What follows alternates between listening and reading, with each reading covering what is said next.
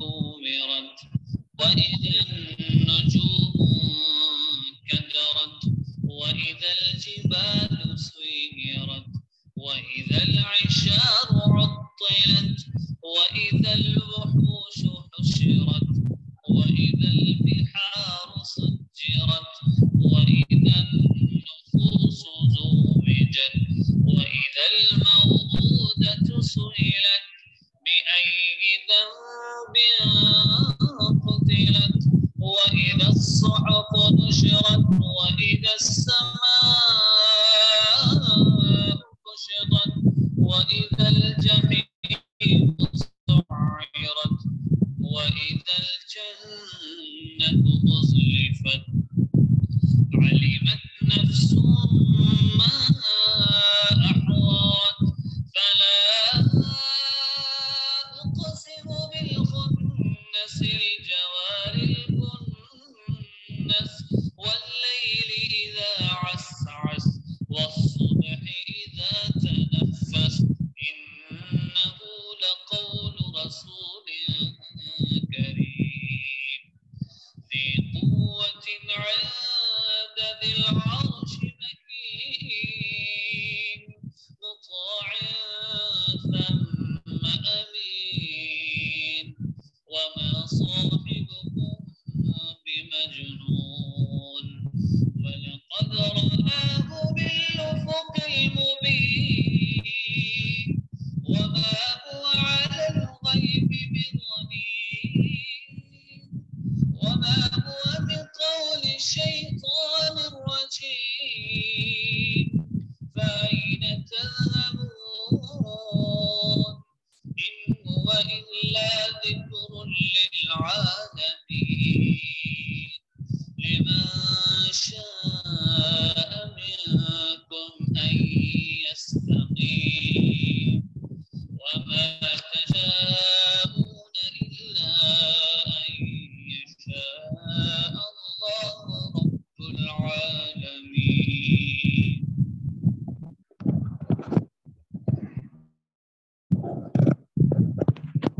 بسم اللہ الرحمن الرحیم. السلام علیکم ورحمۃ اللہ وبرکاتہ. امید ہے کہ آپ سب خیر و عافیت کے ساتھ ہوں گے. گزشتہ سبق ہم نے جو مخرج نمبر 11 اور 12 پڑھے تھے ان کا خلاصہ عرض کر دیتا ہوں. مخرج نمبر 11 اصولی طور پہ لام، نون اور را کا مخرج تھا.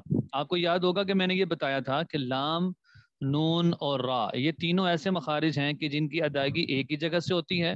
مخرج اس کا سن لیں. اس کا مخرج یہ تھا کہ زبان کی نوک اور کچھ حصہ زبان کی طرف، جس کو ادنا حافہ بھی کہتے ہیں، جب اوپر والے دانت ثنایا، رباعی، انیاب اور ضاحک کے مسوڑوں سے لگے. پھر نون کا ہم نے کہا تھا نون میں ضاحک داخل نہیں ہے. را کا ہم نے کہا تھا کہ جب را کو ادا کرتے ہیں تو زبان کی پشت بھی اس میں شامل ہوتی ہے. اس کے ساتھ ساتھ ہم نے ایک مخرج اور پڑھا تھا، آپ کو یاد ہوگا، تا دال تو. کیا مخرج ہے؟ تا دال تو.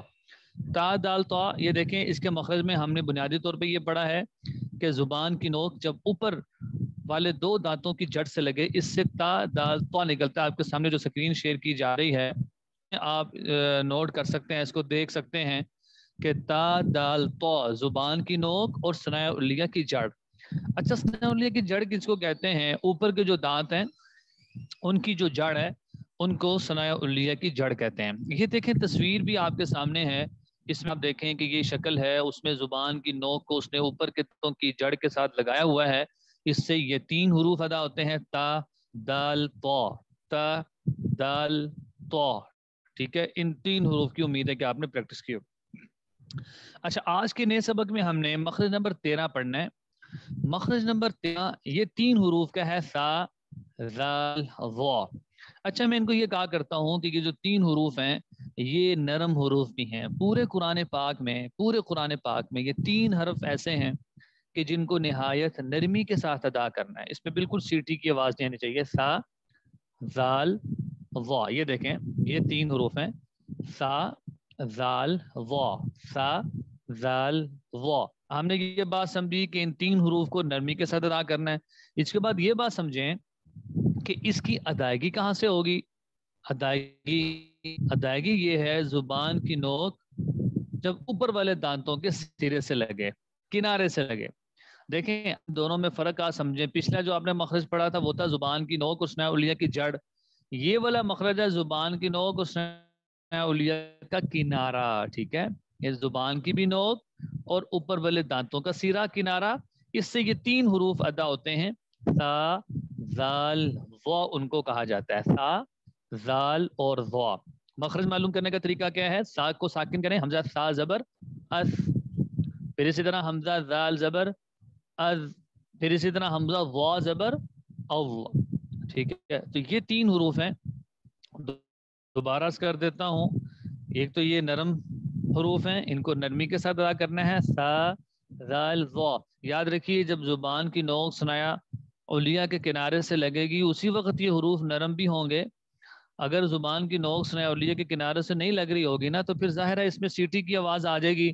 سا کو سا نہیں پڑھنا، زال کو زال نہیں پڑھنا اور ضا کو زوا نہیں پڑھنا. یعنی کہ جو تین حروف ہیں ان کی ادائیگی ہم نے نرم انداز سے کرنی ہے اور اس کی پریکٹس کرنی ہے. ٹھیک ہے. اچھا جی، اس کے بعد ہم اگلا مخرج چلتے ہیں. اگلا مخرج ہے صفیر. یہ دیکھیں تین حروف ہیں اس میں، زا، سین، صاد. زا، سین، صاد. اچھا، ان تینوں حروف پہ بات یہ ہے کہ ان تینوں حروفوں کو سیٹی کے ساتھ ادا کرنا ہے. یا ہم یہ کہہ سکتے ہیں کہ سیٹی والے حروف تین ہیں، زا، سین اور صاد.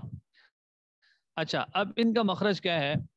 مخرج ان کا یہ ہے کہ زبان کی نوک جب نیچے والے دانتوں کے کنارے سے لگے. ٹھیک ہے، زبان کی نوک جب نیچے والے دانتوں کے کنارے سے لگے. ٹھیک ہے، تو اس وقت یہ زا، سین، صاد ادا ہوتا ہے. ٹھیک ہے، یعنی زبان کی نوک جب اوپر نیچے کے اگلے دونوں دانتوں آپس میں ملیں. ٹھیک ہے، یعنی اس میں یہ کہا جاتا ہے کہ زیادہ جو استعمال ہوتے ہیں نا وہ نیچے والے دانت ہیں. ہاں، کچھ حصہ اوپر والے دانت بھی لگ جاتے ہیں.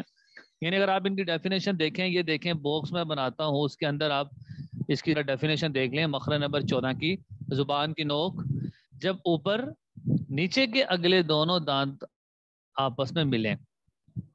زا، زا، زا. یہ دیکھیں یہ جو شکل بنی ہے اس پہ بھی نوٹ کریں کہ منہ کی جو شکل ہے وہ اس طور پہ ہوگی. اس میں دیکھیں دونوں دانت مل رہے ہیں لیکن زبان ان دونوں کے اندر، اور ان کو آپ نے دو باتیں یاد رکھنی ہیں. اس میں ایک بات تو آپ لوگ یہ یاد رکھیں گے کہ یہ سیٹی والے حروف ہیں. ٹھیک ہے، یہ تین کون سے حرف ہیں؟ سیٹی والے. زا، سین، صاد. زا، سین، صاد. یہ تین سیٹی والے حروف ہیں. ٹھیک ہے، تو ان کا مخرج کیا ہے؟ زبان کی نوک جب نیچے کے دانتوں کے کنارے سے لگے اور کچھ حصہ اوپر کے دانتوں کا کنارہ بھی، تو اس وقت اسے تین حروف ادا ہوتے ہیں، زا، سین، صاد. تو یہ میں کہوں گا کہ آج کے سبق کا خلاصہ یہ ہے کہ آج کے سبق نے دو مخرج پڑھے ہیں، مخرج نمبر 13 اور مخرج نمبر 14. مخرج نمبر 13 اور 14 کو ہم نے کبھی مکس نہیں کرنا، اس طور پر کہ مخرج نمبر 13 اس چیز کا ہے کہ زبان کی نوک، دانتوں کا کنارہ، اس کو ہم نرم حروف بھی کہتے ہیں. اس کے تحت تین حروف آتے ہیں، سا، زال اور ضا. سا، زال، ضا. اس کے ساتھ ساتھ مخرج نمبر 14 ہے، اس کے میں تین حروف آتے ہیں، ان کو سیٹی والے حروف کہتے ہیں، زا، سین، صاد. تو ان کی ہم نے مشق کرنی ہے، سیٹی والے حروف کی اور نرم حروف کی. اس کا یہ ہوگا کہ ہم قرآن پاک سے نرم حروف اور سیٹی والے حروف ہم ان کو آپس میں ان کے کمپیریزن کریں کہ سا اور سا میں فرق ہے. سا نرم ہوتا ہے، سین سیٹی والا ہے. جو لام والا ہوتا ہے نا وہ زال ہوتا ہے نرم، اور جو سیٹی والا ہے وہ زا ہے. پھر اس کے ساتھ ساتھ کیا ہے؟ صاد. یہ بھی موٹے حروف میں سے بھی ہے اور سیٹی والے حروف میں سے بھی ہے. ان دونوں کا ہم نے مخرج بھی یاد کرنا ہے آپ لوگوں نے. اور اب اگر ہم قرآن پاک سے پڑھیں گے تو آپ لوگوں نے یہ بتانا ہے، جب سیٹی والا حرف آئے گا آپ نے کہنا ہے کہ صاد سیٹی والے حروف میں سے ہے، زا سیٹی والے حروف میں سے ہے، اور سا یہ نرم حروف میں سے ہے، ضا یہ نرم حروف میں سے ہے. اس طریقے سے ہم اس کی پریکٹس کریں گے. تو آپ ایسا کریں، اس کو 1 منٹ کی بریک ہے، اس کو ذرا دہرائیں گے جو دونوں مخرج پڑھائیں ہیں. جزاک اللہ.